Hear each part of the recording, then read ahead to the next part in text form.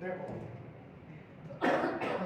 आज का अपना टॉपिक है geometrical integration of second fundamental form.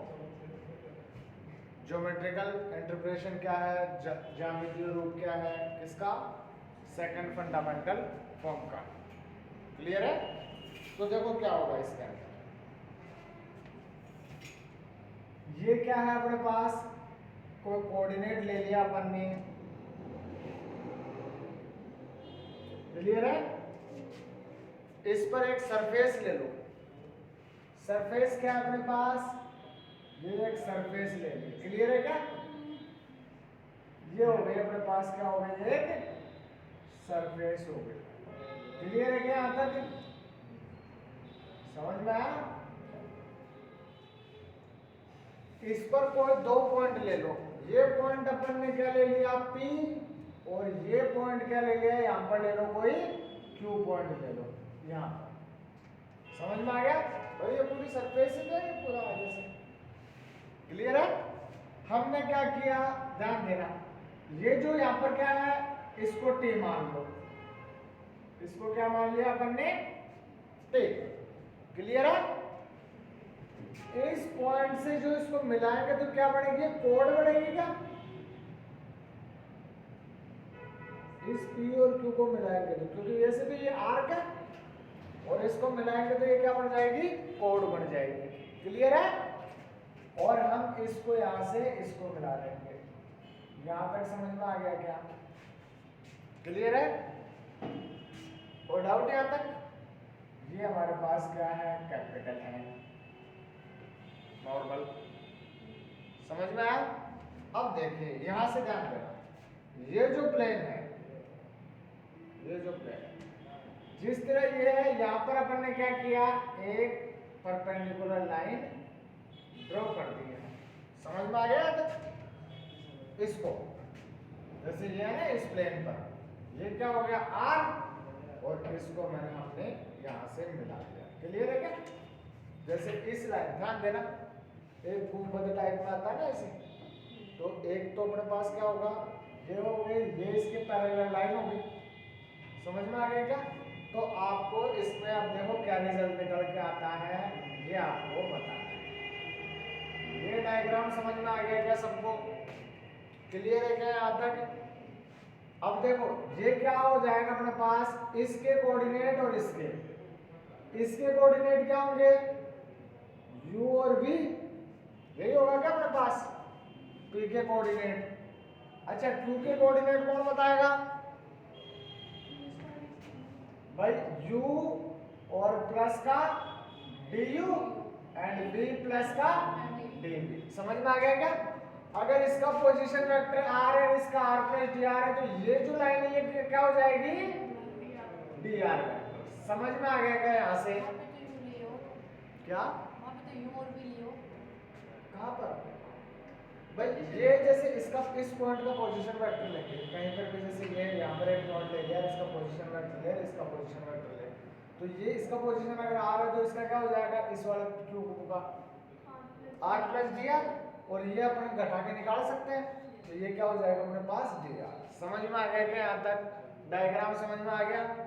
Clear है भाई? क्या लोगे आप, देखो बिल्कुल आप एज इट इज, ये अपन ने क्या ले लिया, एक सरफेस ले ली, सरफेस पर क्या ले लिया, इसको T ले लिया, यहाँ पर एक पॉइंट ले लिया P, इसको P मान लो, और यहाँ इस वाले को Q मान लो, इसको इससे मिला दो, यहाँ से एक परपेंडिकुलर लाइन ड्रॉ कर दो, फिर इस प्लेन के परपेंडिकुलर, इसके पैरेलल।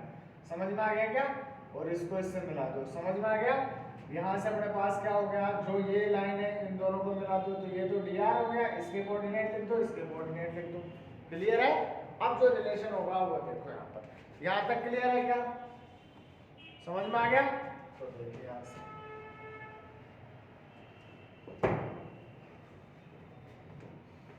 अच्छा PQ क्या होगा, PQ वेक्टर, ये PQ अभी अभी अपन ने बताया, R u plus du v plus dv में से किसको घटा दे, R ऑफ u v, तो R वेक्टर u प्लस का du v प्लस का dv minus R vector of u v, यही होगा क्या भाई, पोजीशन वेक्टर है तो पॉइंट तो उसी के होंगे ना, आर किसका फंक्शन होगा, यू और वी का। क्लियर है यहाँ तक, समझ में आ गया। अच्छा, सबको पता है टेलर सीरीज क्या होती है, क्या होगी इसमें टेलर सीरीज अप्लाई करके बताओ देखिए क्या होगा, क्या होगा ध्यान देना। अगर यहाँ पर लिख रहा हूं पहले आर वेक्टर यू प्लस का डी यू और वी प्लस का डी वी हो तो क्या होगा, आर वेक्टर ऑफ पहले एज इट इज यू और वी, समझ में आ गया क्या। फिर क्या होगा प्लस डी, देखो कितना डिफरेंस हो रहा है, डी यू और डेल अपॉन में del u plus d v और क्या होगा डेल अपॉन डेल वी और इसका स्क्वायर, पहले आर ऑफ यू वी आ गया ना, फिर उसकी पावर क्या होगी 1 अपॉन फैक्टोरियल 1 और आर के बाहर R as it is. Clear है। फिर क्या होगा, इसकी पावर कितनी d u del upon del u plus का d v del upon del v और उसका स्क्वायर और अपॉन क्या हो जाएगा फैक्टोरियल 2। समझ में आया नहीं आया यहाँ तक, बोलो भाई। इसी प्रकार हायर ऑर्डर चलता जाएगा, हायर ऑर्डर को आप क्या कर दो नेगलेक्ट कर दो। समझ में आ गया क्या भाई, डेल यू अल्फांस है तो क्यूब और भी छोटा हो जाएगा। क्लियर है।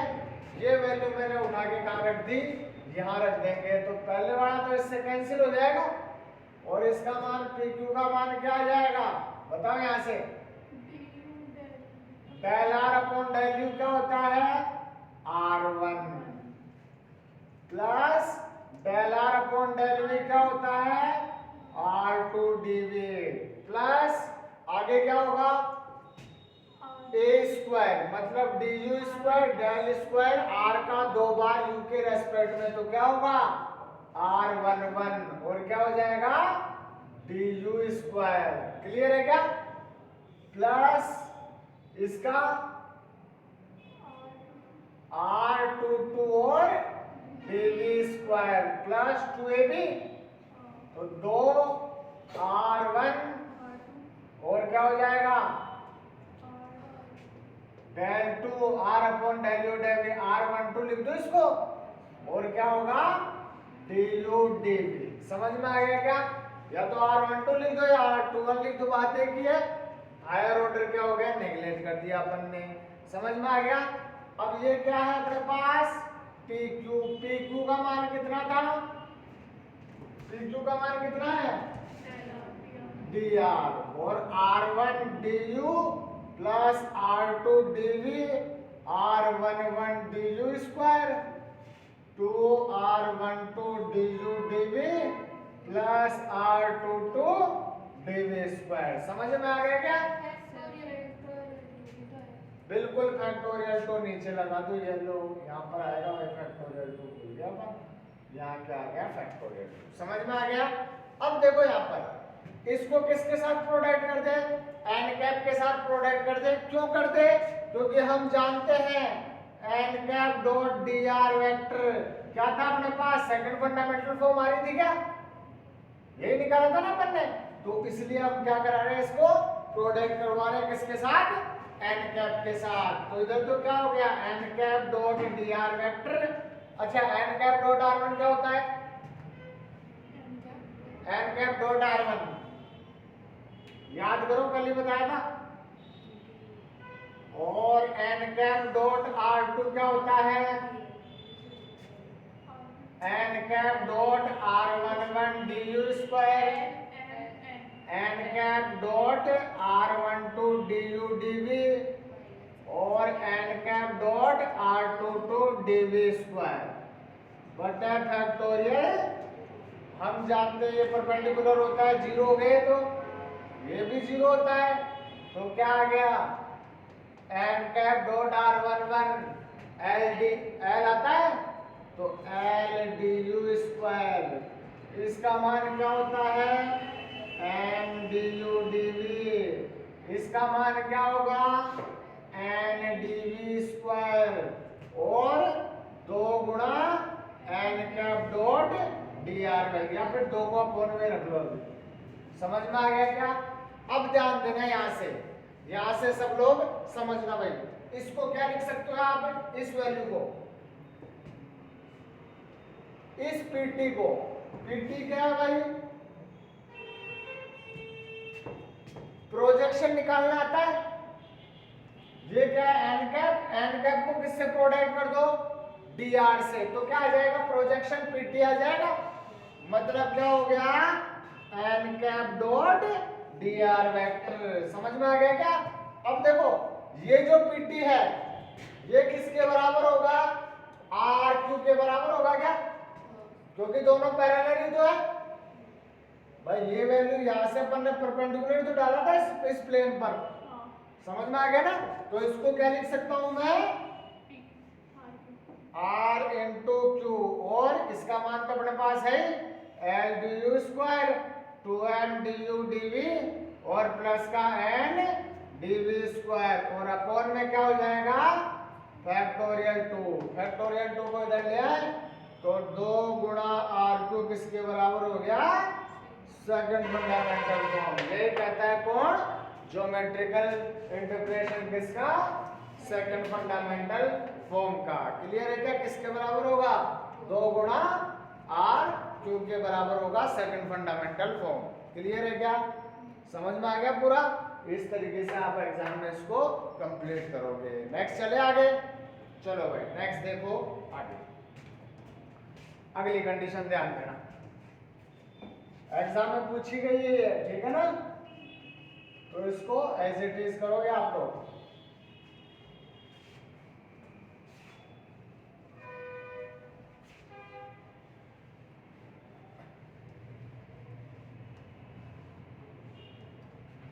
Direction cosine and coefficient. अब क्या निकालेंगे अपन, डायरेक्शन कोसाइन और डायरेक्शन कोफिशिएंट। क्या होता है एलिमेंट, तो उनका मान निकालेंगे अपन। क्लियर है।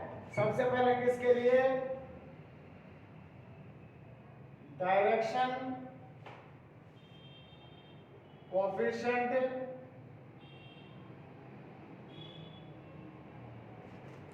ऑफ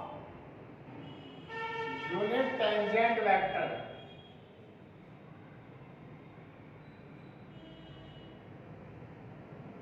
तो ध्यान देना, डायरेक्शन कोएफिशिएंट किसके लिए, यूनिट टेंजेंट वेक्टर के लिए। समझ में आ गया। तो ध्यान देना, सबसे पहले अगर अपन यूनिट टेंजेंट वेक्टर लेके चले, क्या होता है टेंजेंट वेक्टर, ई कैप से रिप्रेजेंट करते, समझ में आ गया। ई कैप किसके बराबर होगा,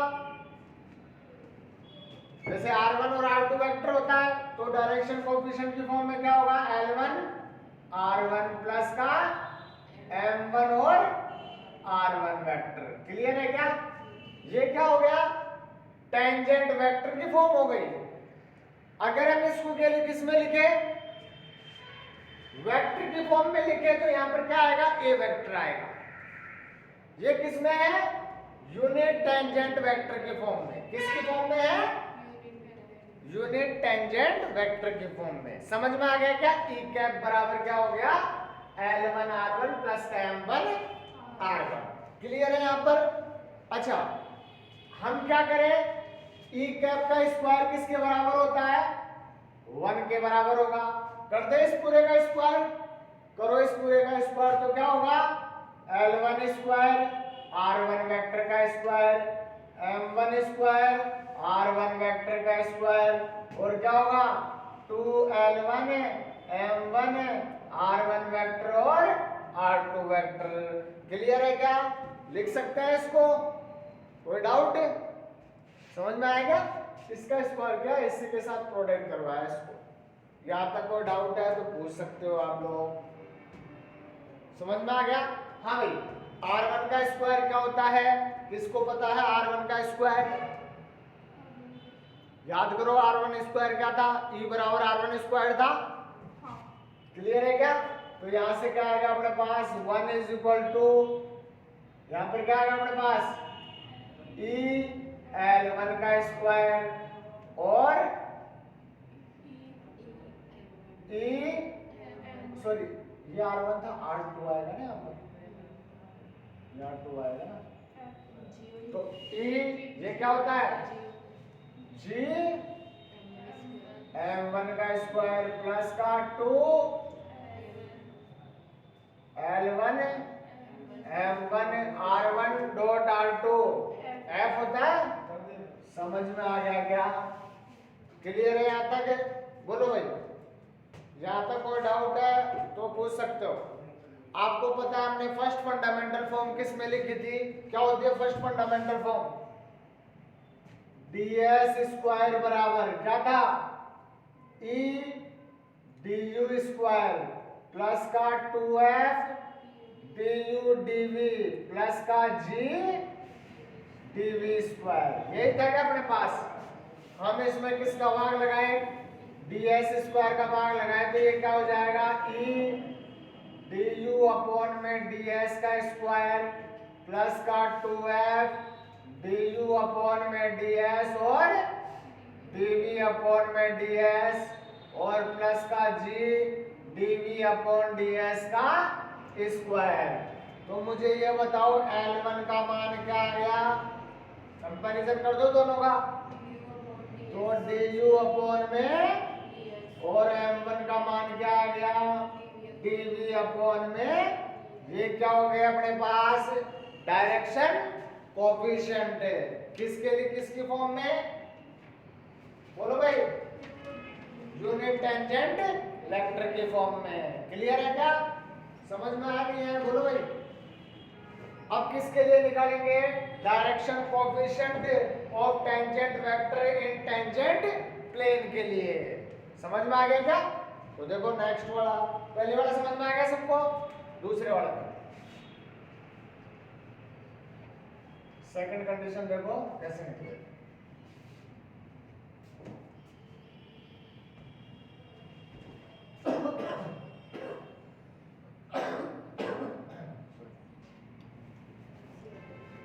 डायरेक्शन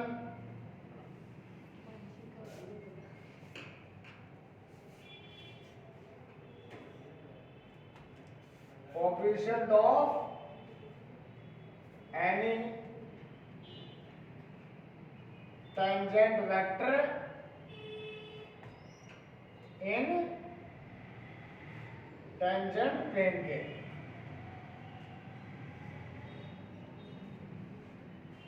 क्लियर है क्या?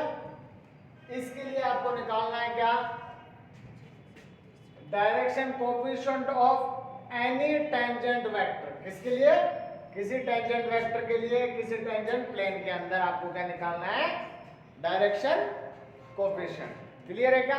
जैसा कि मैंने बताया था वहां पर, इसको किस फॉर्म में लिखेंगे? वेक्टर बोले तो a वेक्टर बराबर लैम्बडा r1 वेक्टर प्लस का म्यू r2 वेक्टर। क्लियर है क्या? समझ में आ गया? अब आपको पता है a वेक्टर दे रखा है तो a कैप क्या होगा? a vector upon mode of a। सबको समझ में आता है? यहां से हम वैल्यू निकाल सकते हैं। मोड कौन निकालेगा इसका? किसको निकालना आता है mod? Lambda r1 vector plus का mu r2 vector upon mod निकाल के बताओ। देखे रूट में लैम्बडा का square r1 vector square mu square r2 vector का square 2 lambda mu r1 vector dot r2 vector. समझ में आ गया क्या? क्लियर है यहाँ तक? इसको EFG की फॉर्म में लिख दे तो क्या हो जाएगा? लैम्बडा r1 वेक्टर प्लस का म्यू r2 वेक्टर अपॉन में रूट में e लैम्बडा का स्क्वायर 2 लैम्बडा म्यू f लिख दो इसको और प्लस का g म्यू स्क्वायर। तो मुझे ये बताओ L1 का मान क्या होगा इसमें? कौन बताएगा? अरे भाई यहां से लैम्बडा अपॉन में यही था ना L1 r प्लस का ए कैप। अभी थोड़ी देर पहले तो पढ़ा था। ए कैप क्या था? L1 r1 vector L2 sorry M2 या फिर M1 r2 वेक्टर। ये पढ़ा था क्या? तो L1 क्या हो जाएगा? R1 का कोफिशिएंट कौन है, यही है क्या? तो लैम्बडा अपॉन में रूट में ए लैम्बडा का स्क्वायर 2 लैम्बडा म्यू है प्लस का जी म्यू स्क्वायर, और m1 क्या हो जाएगा, म्यू अपॉन में, और ये एज इट इज। समझ में आ गया क्या? ये किसी टेंजेंट वेक्टर के लिए टेंजेंट प्लेन में क्या हो गए, डायरेक्शन कोफिशिएंट। कोई डाउट यहाँ तक? अब देखो भाई, अब हम यू कर्व और वी कर्व के लिए भी पढ़ लेते हैं, ठीक है ना? अगर काम आया तो उनके लिए भी पढ़ लेते हैं भाई। देखो नेक्स्ट देखो, note direction coefficient along u curve and v curve. Direction coefficient along u curve and v curve. अगर आपको यू कर्व दे रखा है या फिर वी कर्व दे रखा है तो क्या डायरेक्शन कोफिशिएंट क्या होंगे, समझ में आया? चलो भाई, सबसे पहले किसके अलोंग ले, अलोंग यू कर्व। समझ में आया? मुझे ये बताओ यू कर्व के लिए v क्या होगा, कांस्टेंट, और v का डेरिवेटिव क्या होगा, 0। अब हम वेक्टर फॉर्म में लिख रहे हैं तो a वेक्टर बराबर क्या होगा, 1 डॉट r1 वेक्टर प्लस का 0 डॉट r2 वेक्टर। यही होगा क्या? क्यों होगा ये मुझे ये बताओ? क्योंकि इसका डेरिवेटिव क्या होगा, अरे भाई यू कर्व है, यू कर्व में यू तो वेरिएबल रहेगा और v क्या रहेगा, कांस्टेंट रहेगा, तो v वाला डेरिवेटिव क्या होगा, 0। अगर हम सेकंड किसकी बात करें, अलोंग वी कर्व, तो मुझे ये बताओ a वेक्टर किसकी फॉर्म में होगा, 0 डॉट r1 वेक्टर प्लस का 1 डॉट r2 वेक्टर। अब निकाल सकते हैं दोनों के लिए, तो यहाँ पर मुझे ये बताओ लैम्बडा का मान क्या है, 1 है, और म्यू का मान क्या है, 0। अभी अभी आपने वैल्यू निकाली थी, फॉर्मूला निकाला था, L1 क्या था बताओ देखे, L1 क्या था, अभी थोड़ी देर पहले अपन ने निकाला था, लैम्बडा अपॉन में रूट में क्या था, ई लैम्बडा का स्क्वायर प्लस का 2f लैम्बडा म्यू प्लस का जी म्यू स्क्वायर। यही था क्या? यहाँ पर मान रख दो दोनों का, तो लैम्बडा बराबर 1 रख दे, म्यू बराबर 0, तो ये तो 0 हो गए, और यहाँ पर L1 का मान क्या आ गया, 1 अपॉन में रूट में ई, लैम्बडा 1 हो गया ना, और m1 क्या हो जाएगा, m1 तो 0 हो जाएगा। क्यों 0 हो जाएगा, म्यू बटे आता है ना, तो म्यू तो 0 वैसे ही हो गया, तो क्या आ गया, 1 अपॉन रूट में ई और 0। इसी प्रकार इसका निकाल सकते हो, क्या हो जाएगा, 0 और 1 अपॉन में रूट में जी। समझ में आ गया क्या? ये हो गए डायरेक्शन कोएफिशिएंट। समझ में आया नहीं है? क्लियर है? ये आपका ये क्वेश्चन भी दोनों पॉइंट खत्म हो गए। चलो देखो नेक्स्ट देखो, डिडक्शंस। इसके डिडक्शन क्या है ये देखो, इंपॉर्टेंट है, काम आए तो देखो, ठीक है ना? तो ये प्रॉपर्टी समझ में तो आ रहा है ना सबको? पहला क्या दे रखा है, एंगल बिटवीन डायरेक्शन। देखो एंगल दे रखा है किसके बिटवीन, du अपॉन में ds और dv अपॉन में ds, एंड किसके बीच में दे रखा है, u कर्व के बीच में। इन दोनों के बीच का एंगल किसका, सपना, du upon ds dv upon ds and u curve के बीच का एंगल बोल रहा है। क्लियर है? तो मुझे ये बताओ L1 क्या हो गया यहाँ पर, du अपॉन में m1 क्या हो गया, और इसका ले तो L2 क्या हो गया, अभी अभी निकाला था, 1 अपॉन रूट में ई, और m2 क्या हो गया था। समझ में आया नहीं है? किसी को डाउट? आपको पता है कोस थीटा क्या होता है, L1 L2 ई प्लस का L1M2 और L2M1। आपको याद है क्या पहले निकाला था इससे पहले वाले यूनिट में, F प्लस का M1M2 इंटू G। इस फॉर्मूले में रख दो। अगर डायरेक्शन कोसाइन दे रखे हैं L1 L2 M1 M2 तो cos थीटा क्या होगा, L1 L2 E plus L1 M2 और M2 L1 F प्लस का M1 M2 G। इसमें रख दो, जो रिजल्ट आएगा वो कंडीशन हो जाएगी अपने पास किसका, इस कोई डायरेक्शन कोएफिशिएंट दे रखा है, यू कर्व के बीच के एंगल निकल जाएगा। तो क्या होगा यहाँ से cos of theta L1 L2 L1 और L2 तो क्या हो गया du अपॉन में ds और 1 अपॉन रूट में e और e। क्लियर है। फिर क्या आ गया L1 का मान du अपॉन में ds, M2 0 हो जाएगा तो, और L2 का मान 1 अपॉन में रूट में e और M1 का मान क्या है dv upon ds into f plus M1 M2। ये तो 0 हो जाएगा। क्लियर है क्या, समझ में आ गया।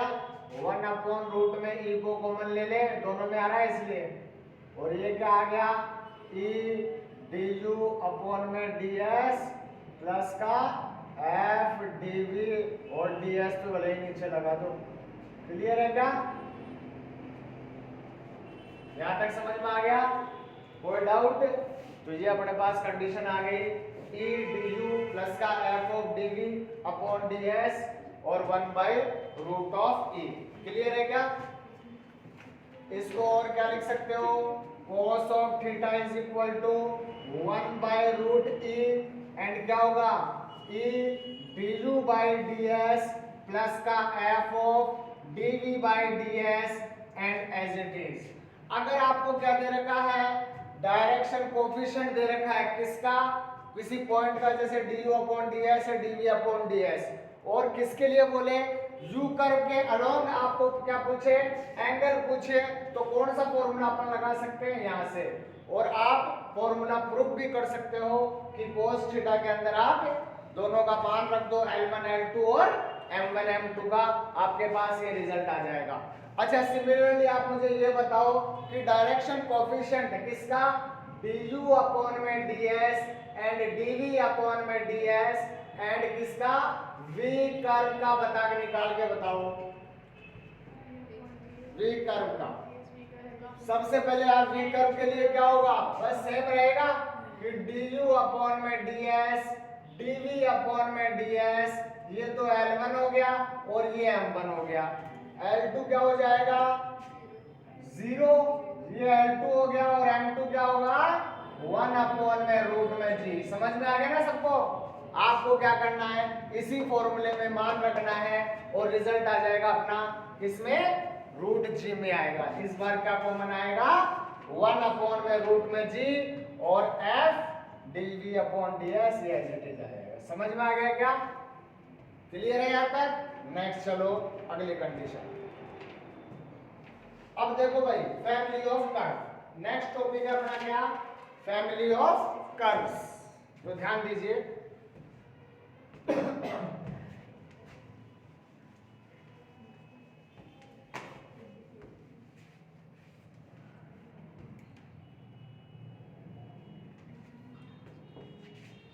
अगर ध्यान देना भाई,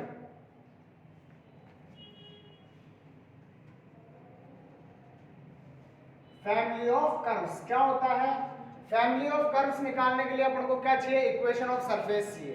क्या होती है equation of surface, r vector is equal to r of uv। समझ में आ गया। ये अपन को क्या दे रखा है, b इक्वेशन ऑफ सरफेस, कोई सरफेस की इक्वेशन दे रखी है। तब अपन ने क्या बनाया था, फैमिली ऑफ u कर्व, मतलब अपने पास क्या था, फाई ऑफ uv किसके बराबर आ जाए, कांस्टेंट। आपको पहले भी निकाल के बताया था मैंने। अगर अपने पास क्या दे रखा है, uv बराबर क्या दे रखा है, कांस्टेंट, तब अपन ने क्या लिया था, फाई ऑफ uv बराबर c1 डॉट डॉट डॉट, और ये सभी का मान अगर एक साथ लिख दे अपन तो ये क्या बन जाता अपने पास, फैमिली ऑफ कर्व। इससे पहले बताया मैंने इसकी डेफिनेशन, समझ में आ गया ना। तो एक कर्व की भाई देखो बहुत सारे कर्व्स, जैसे अपन पहला कांस्टेंट C1 ले, दूसरा कांस्टेंट C2 ले, तो बहुत सारे कर्व बन गए।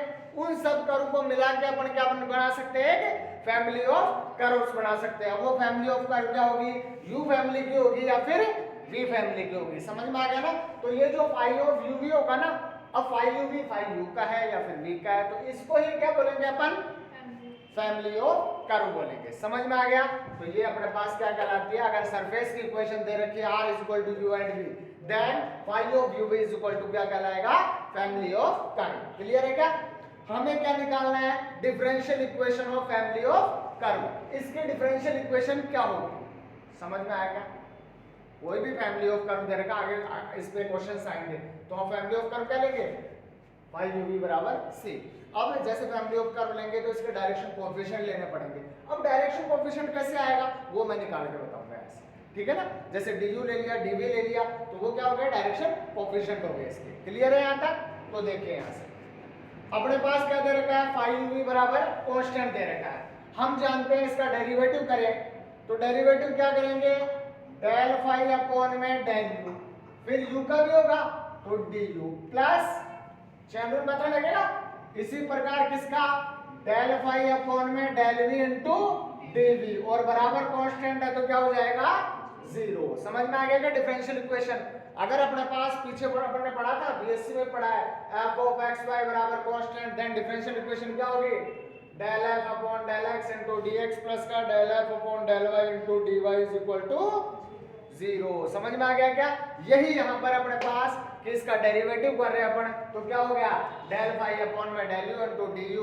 भाई u किसका फंक्शन है, ओनली सिंगल पैरामीटर है, तो डेरिवेटिव ऑफ u। समझ में आ गया। इसी प्रकार del phi upon del v into derivative of 0। Clear है यहां तक, कोई डाउट। या फिर अपन ऐसे करते हैं कि इसका u के रेस्पेक्ट में कर दो, तो क्या होता है अपने पास, del phi upon du into du upon du, ये तो 1 हो जाता है। समझ में आ गया ना। फिर इसका del phi upon del v, फिर dv का किसके रेस्पेक्ट में, du के रेस्पेक्ट में। वही बात पड़ गई, इसको एलसीएम लेके 0 भेज दो, तो यही आ गया क्या, देखो du। तो बात तो वही है, कैसे भी करो रिजल्ट एक ही आना है, चाहे v के रेस्पेक्ट में करो चाहे u के रेस्पेक्ट में। तो हम क्या कर रहे हैं, डेरिवेटिव कर रहे हैं। समझ में आ गया, क्लियर है यहां तक, किसी को डाउट। अब देखो इसको मैं क्या लिख सकता हूं, del phi upon del u p of du plus का q ऑफ dv बराबर 0।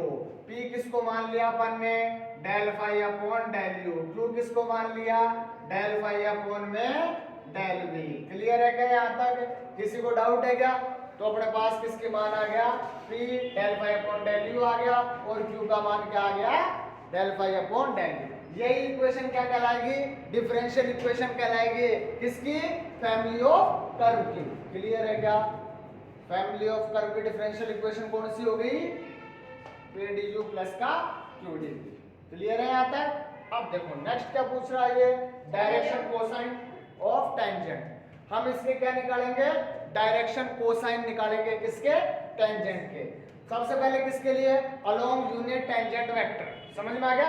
तो यूनिट टेंजेंट वेक्टर के लिए कैसे निकालोगे, अपने पास क्या दे रखा है, इसी की निकाल रहे हैं अपन, ठीक है ना। तो क्या दे रखा है, p du प्लस का q dv किसके बराबर दे रखा है, 0। आगे है ना, p du plus q dv किसके बराबर दे रखा है, 0 के बराबर। इसको उधर ले जाओ, तो ये क्या हो गया अपने पास, p du is equal to minus q dv लिख सकते हैं इसको। इस q को इधर ले आओ, इस p को अपॉन में ले जाओ, तो du अपॉन में माइनस q बराबर dv अपॉन में p। हम जानते हैं du अपॉन ds L1 होता है, ये लिया था हमने, और हमें तो ये पूछी है L1। तो अपन क्या करें, इसको ds से दोनों तरफ भाग लगा दिया, इधर भी ds से लगा दो और इधर भी, तो ये क्या हो जाएगा अपने पास, du अपॉन में ds अपॉन माइनस q, और dv अपॉन में ds अपॉन में p। समझ में आ गया क्या यहाँ तक। तो इसके डायरेक्शन कोएफिशिएंट ये अपने पास क्या आ गए, minus q and p। Clear है क्या, यूनिट टेंजेंट वेक्टर के अलोंग। क्लियर है यहाँ तक। ये जैसे L1 अपॉन में दिस वैल्यू m1, तो ये अपने पास डायरेक्शन कोएफिशिएंट था, ये लेके चलेंगे आगे कोई भी थ्योरम आएगी उसके अंदर। समझ में आ गया यहाँ तक, क्लियर है। अब देखो नेक्स्ट, देखो एक मिनट ध्यान देना, यहां तक क्लियर है? तो इसके डायरेक्शन कोसाइन क्या हो गया अपने पास? -q and p। समझ में आ गया? अब देखो ट्रेजेक्टरी क्या होता है, बहुत इंपॉर्टेंट है, एग्जाम में पूछा जाएगा। ये जो अभी बताया मैंने ये बेसिक है, ठीक है ना, इनको अपन यूज लेंगे।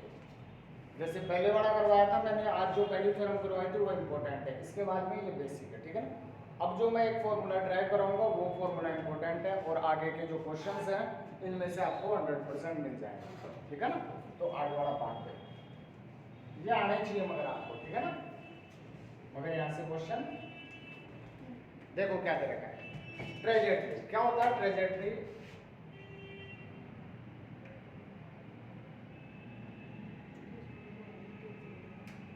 पहले इसकी डेफिनेशन दो। एक curve C is said to be trajectory, कोई भी कर्व है, ठीक है ना, ये कर्व है, ये है C, ये क्या कहलाएगा? ट्रेजेक्टरी कहलाएगा। कब कहलाएगा? अगर ये कर्व फैमिली ऑफ कर्व कौन सा हो गया अपने पास? फाई ऑफ uv बराबर c। फैमिली ऑफ कर्व के प्रत्येक मेंबर को ये कर्व क्या करे? कट करे, और सर्टेन रूल के अकॉर्डिंग, मतलब कुछ नियम को सेटिस्फाई करे। जैसे ये सपोज करो ये कितने एंगल पर कट कर रहा है? अल्फा एंगल पर कट कर रहा है, तो ये क्या कहलाएगा? Alpha trajectory. अल्फा और आगे लगा देंगे ट्रेजेक्टरी। समझ में आ गया? अगर ये 90 डिग्री पे कट कर रहा है π/2 पर, तो क्या कहलाएगा? Orthogonal trajectory. ऑर्थोगोनल मतलब एक दूसरे में क्या है? परपेंडिकुलर। समझ में आ गया ना? तो जैसे ये कट कर रहा है कहां पर? 90 डिग्री पर कट कर रहा है, तो ये क्या कहलाएगा? Orthogonal trajectory. अब देखो डेफिनेशन वैसे ही नाम से ही आ गया कि ट्रेजेक्टरी क्या होती है। तो क्या होगा? एक कर्व, कौन सा हो गया? एक कर्व C, क्लियर है? Cut every member of family of curve by certain rules. If curve curve the family of curve at π/2 angle, then trajectory क्या कहलाएगा? Orthogonal trajectory. If the curve C is family क्या कर रहा है? intersect the family of curve, every member of family of curve at alpha angle, then trajectory क्या कहलाएगा? Alpha trajectory. तो definition बिल्कुल सिंपल है, ट्रेजेक्टरी क्या होती है? तो क्या होगी? ट्रेजेक्टरी क्या है? डेफिनेशन आ सकती है, डेफिनेशन आ सकती है, ठीक है ना।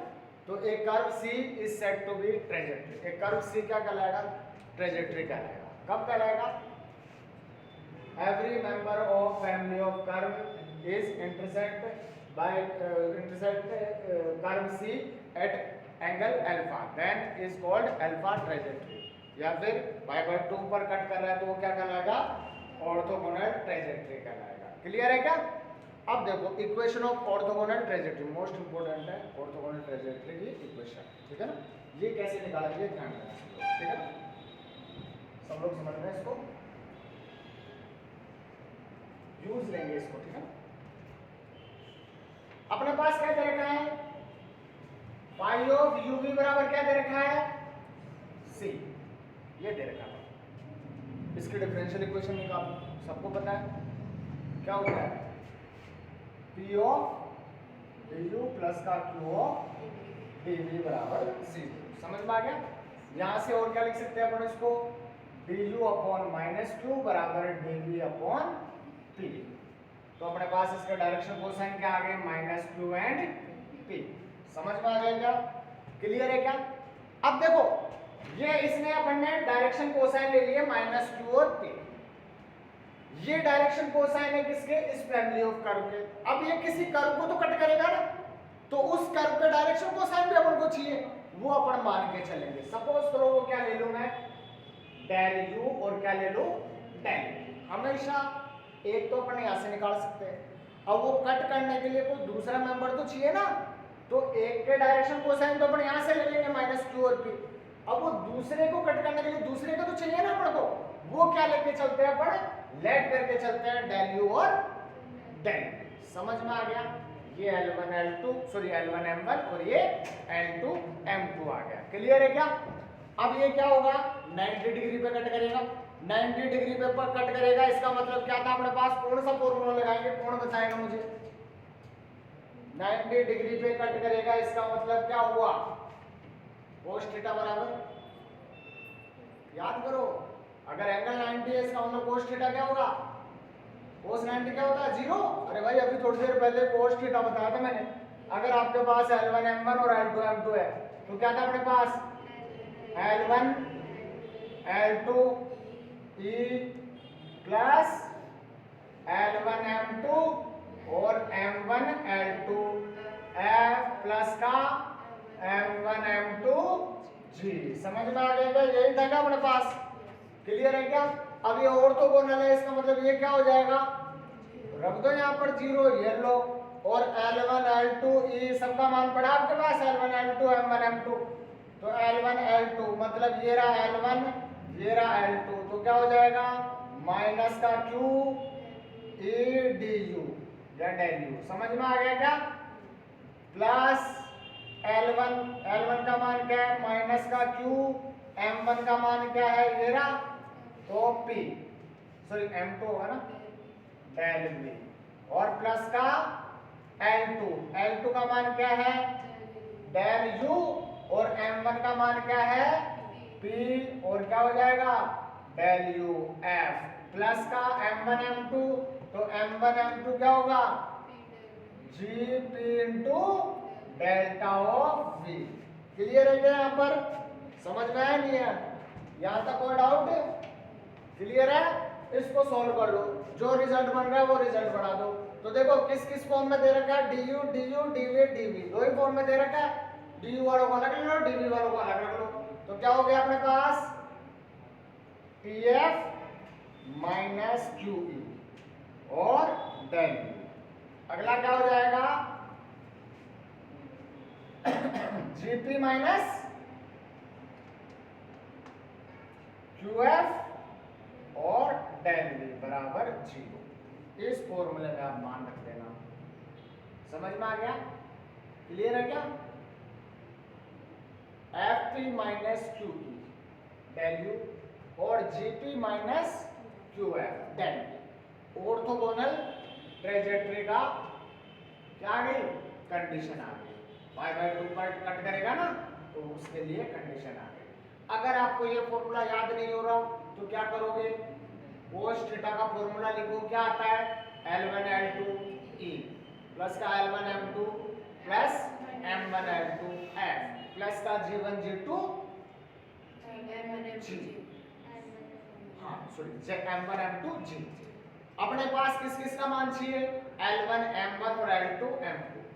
L1 M2 क्या होगा, डिफरेंशियल इक्वेशन से आ जाएगा, किसके, फैमिली ऑफ कर्व के। फैमिली ऑफ कर्व की डिफरेंशियल इक्वेशन क्या थी, अभी अभी थोड़ी देर पहले देखा था अपन ने, du upon minus 2 dv upon t, सीधा सीधा ले लो, p du plus q dv, इसको ले चले ना, इसको ले लिया। समझ में आ गया?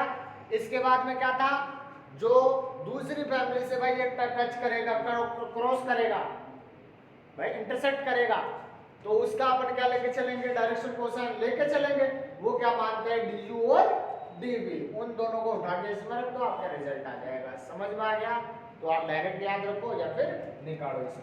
क्लियर है क्या, समझ में आ गया? नेक्स्ट देखो, 2012 में आया था differential equation of double family of curve. अब डबल फैमिली, ये क्या था, एक फैमिली ऑफ कर्व था। डबल फैमिली में क्या होगा, स्क्वायर में होगा, du dv में। क्लियर है क्या? तो वो अपन को क्या निकालना है, double family of curve. Clear है? ध्यान देना, डबल फैमिली नाम से पता चल रहा है ऑर्डर 2 होगा, इसमें family of curve single order होगा। ठीक है ना? हाँ ध्यान देना।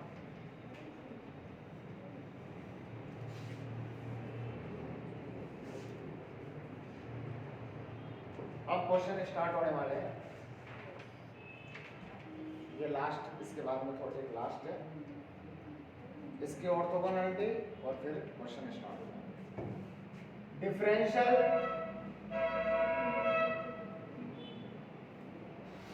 इक्वेशन ऑफ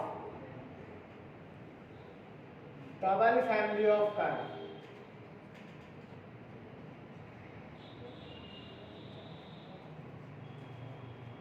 ध्यान देना भाई, डिफरेंशियल इक्वेशन किसकी? Double family of curve. Differential equation of double family of curve क्या होता है? P of du square plus का 2q of du dv plus का r dv स्क्वायर बराबर क्या होगा? 0। वहां पर क्या था अपने पास? p du प्लस का q dv बराबर 0। यहां पर क्या अपने पास? p du स्क्वायर प्लस का 2q du dv प्लस का r ऑफ dv स्क्वायर। इसको क्या बोलेंगे अपन? डिफरेंशियल इक्वेशन किसकी? Double family of curve. समझ में आ गया? Where PQR are function of, भाई PQR होते क्या है यहां पर? u और v के फंक्शन, यही तो पढ़ा था अपन ने। तो क्या हो गया यहां पर? PQR are function of u and v। Clear है? और हम जानते हैं कि क्या q स्क्वायर माइनस rp किससे बड़ा होगा? 0 से बड़ा होगा। कहां से? पीछे पढ़ा था एल डी यू स्क्वायर, कौन सी? ds स्क्वायर किसके बराबर था?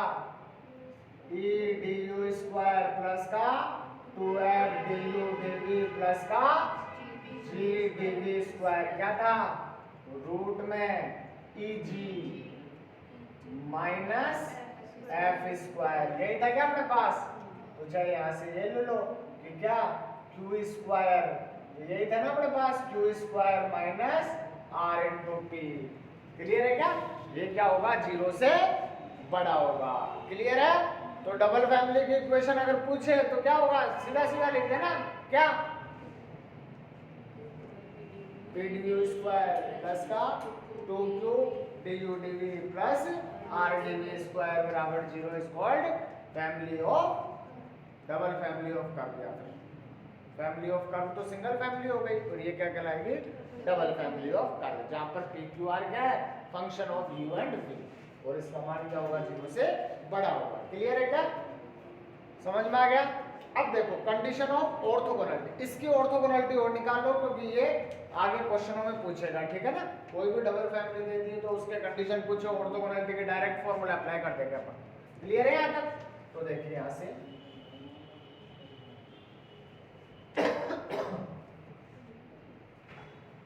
Equation of double family of curve क्या दे रखा है अपन को? ये कंडीशन दे रखी, समझ में आ गया? और यहां से क्या होता है? q स्क्वायर माइनस rp किससे बड़ा होगा? 0 से बड़ा होगा। क्लियर है क्या यहां तक? समझ में आ गया? अब देखो यहां से अपन क्या ले ले? ये कौन सी इक्वेशन होगी मुझे ये बताओ? द्विघात समीकरण होगी, या तो u में बोल दो या फिर v में बोल दो। द्विघात समीकरण क्या होती है अपने पास? ax स्क्वायर प्लस का bx प्लस का c बराबर 0, यही होती है क्या? समझ में आ गया क्या? अगर मैं, अब आप बोल रहे हो सर इसको u और v में कैसे बोल रहे हो? भाई मैं इसको द्विघात समीकरण कैसे बना सकता हूं कि p du अपॉन में dv का स्क्वायर लिख सकता हूं क्या? प्लस का 2q du अपॉन में dv, और देखो dv स्क्वायर से तो ये तो क्या हो जाएगा? du अपॉन में dv होगा क्या? एक तो कट जाएगा, और प्लस का r बराबर बढ़ गई क्या? किसमें बनी है? du अपॉन dv में द्विघात समीकरण बढ़ गई। या फिर आप इसको किस में बना सकते हो? p प्लस का 2q dv upon du plus का r dv अपॉन में du का होल स्क्वायर बराबर 0, ये उल्टा उसमें बढ़ गया। समझ में आ गया क्या? तो मुझे ये बताओ, कोई द्विघात समीकरण है तो उसके ज्यादा से ज्यादा कितने मूल आ सकते हैं? 2 मूल आ सकते हैं, सब जानते हैं। समझ में आ गया? क्लियर है क्या? अब देखो ध्यान देना, एक को मैंने क्या बोला? लैम्बडा 1 अपॉन म्यू 1, और दूसरे को क्या बोला? लैम्बडा 2 अपॉन में म्यू 2। अब आप बोलोगे सर ये लैम्बडा 1 अपॉन म्यू 1 क्यों लिया, लैम्बडा 2 अपॉन म्यू 2 क्यों लिया? अरे भाई देखो अपन फैमिली ऑफ कर्व पढ़ते हैं, पी डी यू प्लस का क्यू डी वी बराबर 0। समझ में आ गया क्या? इसको अपन लिखेंगे डी यू अपॉन में डी वी बराबर क्या होगा, माइनस का क्यू अपॉन में पी। यही पढ़ेंगे ना। अब देखो d u upon d v, इसका एक मान तो ये हो गया, दूसरा अलग होगा तो लैम्बडा 1 और ये क्या हो गया अपने पास म्यू 1। यही हुआ क्या भाई? इसको यही तो बोलूंगा D u upon minus Q बराबर डी वी अपॉन पी। ये क्या बोलते हैं अपन, लैम्बडा 1, ये क्या बोलते हैं म्यू 1। तो बात तो वही हुई ना, लैम्बडा 1 अपॉन म्यू 1। और समझ में आ गया क्यों लिखा है मैंने इसको? तो अपने पास क्या हो गया, अब ये सब समझाने के लिए लिखा था, इसको मैं वापस रफ कर रहा हूँ। तो ये अपन ने क्या कर दिया, इसको वापस रफ कर दिया। अब मैंने क्या बोला यहाँ से, ये क्या है, द्विघात समीकरण है। अब आप किस में बोल सकते हो, चाहे d u upon d v में बोलो, चाहे डी वी अपॉन, इसके कितने मूल होंगे, दो, एक तो लैम्बडा 1 अपॉन म्यू 1 और एक लैम्बडा 2 अपॉन म्यू 2। क्लियर है क्या? यहाँ पर हम जानते हैं मूलों का योग कितना होता है, कौन बताएगा? माइनस का बी अपॉन ए, माइनस बी अपॉन ए होता है। और मूलों का गुणनफल क्या होता है, सी अपॉन ए। क्लियर है? लगा दो यहाँ पर, मूलों का योग क्या हो गया, दोनों का सम है। तो lambda 1 upon mu 1 plus lambda 2 upon mu 2 कितना हो गया, माइनस 2q अपॉन p। कोई डाउट है क्या? क्लियर है ना? नॉर्मल मैथमेटिक्स यूज कर रहा था। चलो नेक्स्ट क्या होगा, गुणनफल लैम्बडा 1 अपॉन म्यू 1 और लैम्बडा 2 अपॉन म्यू 2 क्या होगा, r अपॉन p। कोई डाउट है क्या? पूछ सकते हो, अगर डाउट है तो पूछ लेना, अभी नहीं तो दिक्कत हो जाएगी। ठीक है ना? अब आप क्या करोगे, बोलोगे क्या करें, फॉर्मूला अप्लाई कर दो। कौन सा फॉर्मूला निकाल रहे अपन, ऑर्थोगोनलिटी की कंडीशन का। क्या बताया था मैंने, कोस थीटा क्या होता है, बोलो, लैम्बडा 1 लैम्बडा 2 और म्यू 1 म्यू 2 ले तो क्या होता है, लैम्बडा 1 लैम्बडा 2 और क्या होगा L1 L2 E स्क्वायर ई होगा। फिर क्या होता है, प्लस का L1 lambda 1 mu 2 mu 1 lambda 2। यही था क्या? और क्या था, F प्लस म्यू 1 म्यू 2 और, समझ में आ गया, किसके बराबर होता है, सबको पता है ये बात। क्या करें, ये वैल्यू बढ़ाने के लिए क्या करें, इसमें भाग लगा दो इसका, म्यू 1 म्यू 2 का भाग लगा दो पूरे में, क्या हो जाएगा, lambda 1 upon mu 1 lambda 2 upon mu 2 E plus, देखो किसका भाग लगाए हैं, तो ये तो क्या हो गया, लैम्बडा 1 अपॉन में प्लस लैम्बडा 2 अपॉन में और एफ प्लस का जी बराबर 0। समझ में आ गया क्या? इसका मान आप निकाल चुके, क्या था, रख दो R upon P E plus का, इसका मान क्या था, minus 2q upon P F plus का जी बराबर 0। ऐसे लेके उधर भेज दो तो क्या आ गया, आर ई प्लस, तो ये माइनस हो जाएगा 2qf प्लस का gp बराबर 0। ये आपका क्या हो गया, ऑर्थोगोनलिटी की कंडीशन आ गई। क्लियर है क्या भाई? यहाँ तक समझ में आ गया? आगे चले तो ये आपके पास इनकी कंडीशन आ गई।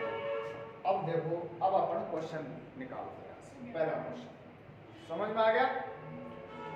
क्लियर है क्या? यहाँ तक आपकी पहली क्लास है तो अभी बहुत बेसिक छूट गया आपका, ठीक है ना, सब कवर कर देंगे हम, टेंशन ध्यान देना। अब देखो भाई, ध्यान देना ऐसे, calculate first fundamental magnitude of the paraboloid. क्या दे रखा आपको, x बराबर u, y बराबर v और z बराबर u square minus v square and also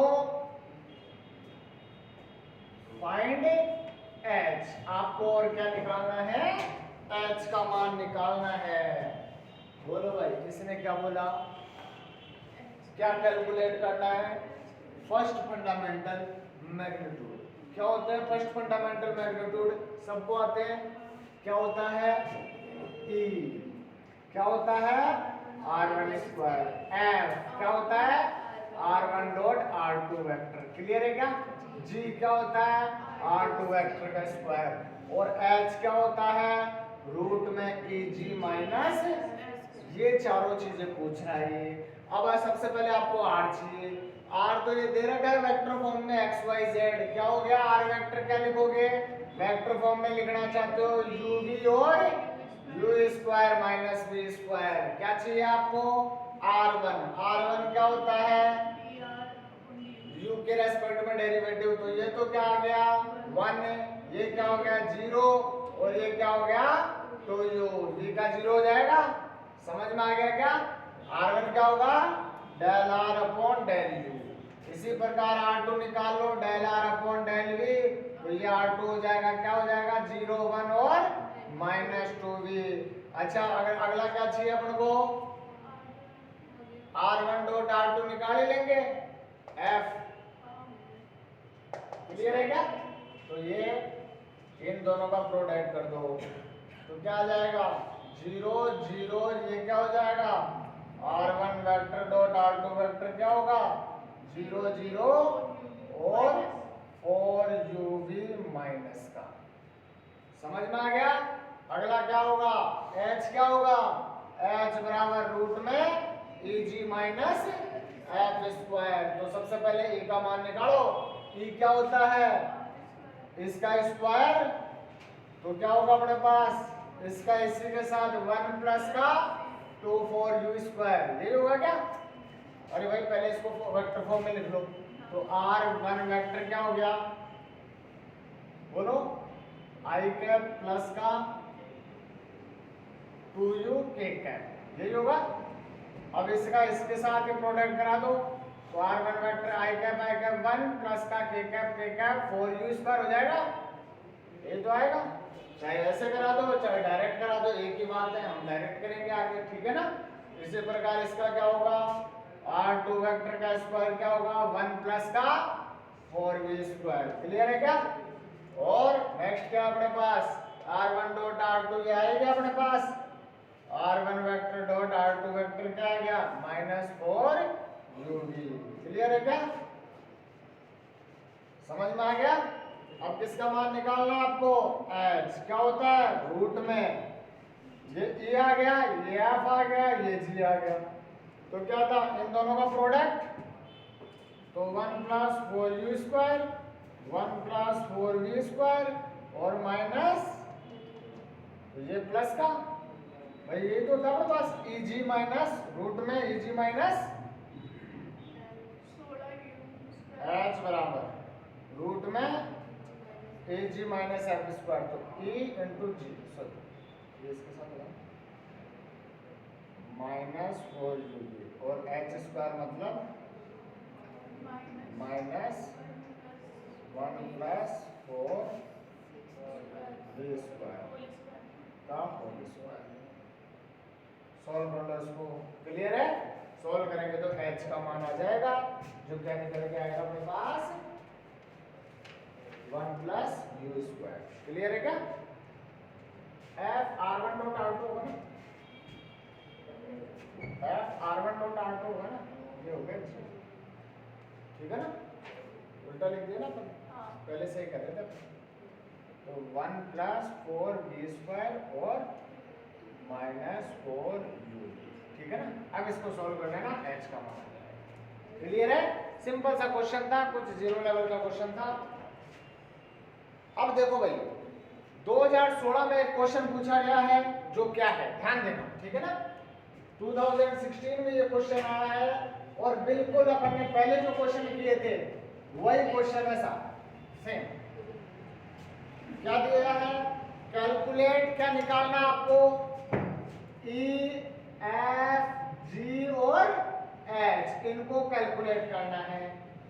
corresponding to the domain क्या दे रखा है, इनका डोमेन क्या दे रखा है 0 less than u less than 2 पाई, और दूसरा क्या दे दिया 0 less than v less than 2 पाई, मतलब u और v का मान किसके बीच में है 0 से 2 पाई के बीच में, एंकर रिंग आपको दे रखी है x बराबर b प्लस का a cos of u and cos of b, y का दे रखा है b प्लस का a cos of u and sin of v, और z क्या दे रखा है a sin ऑफ u। क्या करोगे बताओ, कौन बताएगा इसको? बोलो। पहले आर निकालेंगे, पहले आर निकालेंगे और इसका एरिया भी निकालना है, ठीक है ना, एस भी निकालना है। एस क्या होता है? एस बराबर double integral H D D, यही होता है। एच कैलकुलेट कर लोगे आप। अच्छा, इसकी लिमिट कहां से कहां तक आएगी, कौन बताएगा? दे रखा, कुछ नहीं दे रखा भाई, ये लो u 0 से 2 पाई, v भी तो 0 से 2 पाई, 0 से, बस हमें क्या करना है e f g h, पहले तो इन तीनों का मान निकालना है, उसके बाद में इस फॉर्मूले में मान रखना है। समझ में आ गया? सबसे पहले e क्या होता है? e होता है r1 का स्क्वायर, ये पढ़ा करने। अब r1 r निकाल लो पहले वेक्टर फॉर्म में। r वेक्टर फॉर्म में क्या होगा, इनको वेक्टर फॉर्म में लिख दो तो क्या होगा, पहले क्या हो जाएगा b प्लस का a cos ऑफ u, और बाहर क्या आ गया ये तो x, फिर कोमा। या तो वेक्टर फॉर्म को दो तरीके से लिख सकते हो, या तो x y z की फॉर्म में, या फिर i प्लस का, दोनों फॉर्म में लिख सकते हो आप, कैसे भी। समझ में आ गया ना? तो हम कोमा में लिख लेते हैं इसको, ठीक है ना। तो नेक्स्ट क्या होगा, b प्लस का a cos of u and sin of v, और अगला क्या हो गया a sin ऑफ u। कर लोगे यहाँ पर? सबसे पहले किसके रेस्पेक्ट में डेरिवेटिव करोगे, u के रेस्पेक्ट में, फिर v के रेस्पेक्ट में, इसका प्रोडक्ट स्क्वायर कर दो। कर लोगे ना इट इज? समझ में आ गया? कितना टाइम हो गया? 1 घंटा हो गया क्या?